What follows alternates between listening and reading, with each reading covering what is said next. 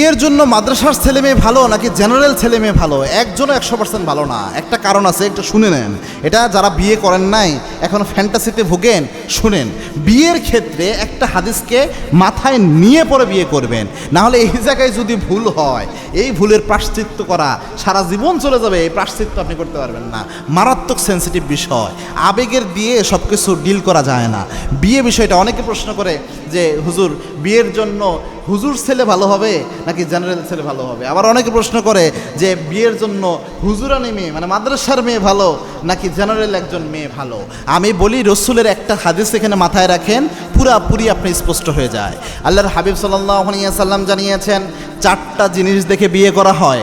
1 number হচ্ছে বংশ দেখে বিয়ে করা হয়, 2 নাম্বার হচ্ছে সৌন্দর্য দেখে বিয়ে করা হয়, 3 নাম্বার হচ্ছে সম্পদ দেখে বিয়ে করা হয়, 4 নাম্বার হচ্ছে তারা তাকওয়া দেখে বিয়ে করা হয়। আল্লাহর হাবিব সাল্লাল্লাহু আলাইহি ওয়াসাল্লাম বলছেন, ফাজফারু বিজাতিদ্দিন, যদি তাকওয়া কারো মধ্যে পাও, দিনদারিতা কারোর মধ্যে পাও, সুন্দর চরিত্র, গুড ক্যারেক্টারিস্টিক্স কারো মধ্যে পেয়ে যাও, ভালো ক্যারেক্টার রয়েছে কারো, তাহলে তাকে তোমরা প্রাধান্য দাও। অন্য 3টা একটু কম হলেও এইটাকে প্রাধান্য দাও, মানে হচ্ছে ভালো চরিত্র, উত্তম চরিত্র।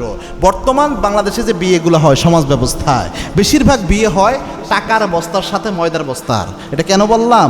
ছেলেরা দেখে কত সুন্দরী, কত পার্লারিং টার্লারিং করলে এক একটা ময়দার বস্তার মতো অবস্থা, এটা দেখে। শুধু সুন্দরী পাইলেই হয়, চরিত্রের কী অবস্থা দেখার দরকার নাই। অনেকে রয়েছে 10 জায়গায় প্রেম করছে, এটা শুনছে যে আগে অনেকগুলো রিলেশন ছিল, কই তাও সমস্যা নাই, মেয়ে সুন্দরী, এরকম একটা অবস্থা। আর মেয়ের বাবারা দেখে যে কত টাকা কামাই করে, বলে যে ঘুষ খায় আপনার জামাই, এমনি বেতন খুব কম, কোনো সমস্যা নাই, এখন একটু একটু ঘুষ খাইতেই হয়, ঘুষ না খাইলে বাংলাদেশে চলা খুব কঠিন, এরকম একটা অবস্থা। এইভাবে বিয়ে হওয়ার কারণে বেশিরভাগ ডিভোর্স হচ্ছে বর্তমান। এইগুলার কারণে মানসিক অশান্তিতে ভুগে, এইগুলার কারণে দাম্পত্য জীবনে মানুষ এখন অসুখী। এই জন্যে দিনদারিতাকে প্রাধান্য দেন। সে হতে পারে মাদ্রাসার, সে হতে পারে জেনারেল।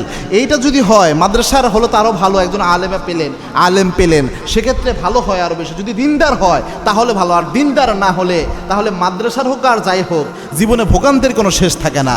আর যদি কোনো কলেজেরও দিনহীন হয়, তাকে তো নেওয়াই যাবে না, ডেঞ্জারাস একটা অবস্থা। আবার কলেজের যদি দিনদার হয়, আরও বেশি পরীক্ষিত, কেননা কলেজের দিনহীন অনেক ক্ষেত্রে পরিবেশ থাকে কিছু কিছু জায়গায়।